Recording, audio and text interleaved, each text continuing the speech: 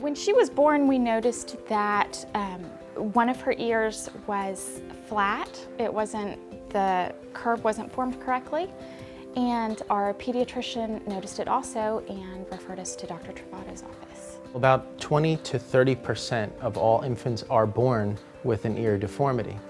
Over the first week of life, that deformity resolves on its own in most cases. But in about a third of that 20%, the deformity doesn't resolve. And that deformity, once the cartilage firms and hardens, is there with that child for the rest of their life. What we aim to do is try to help parents and physicians identify those children with deformities and decide whether or not we can intervene early in order to correct that deformity non-surgically rather than waiting until that child is 7 or 8 years old. Being that she came in so young, they knew that the ear wells would work for Emma. They were very soft. They didn't bother her at all, and they were interchangeable.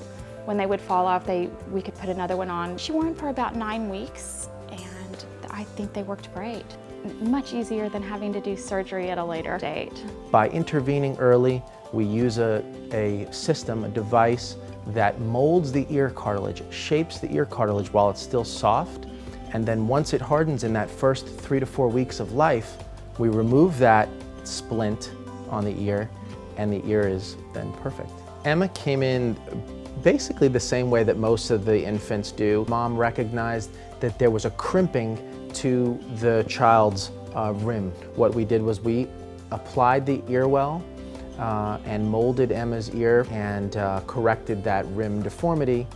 We were able to get her into the office in about the first 2 weeks of life, and so that enabled us to intervene. Emma's doing great today. She's a very happy baby. Her ears are perfect, and we are so happy that we came to Dr. Trovato. Our overall experience was amazing.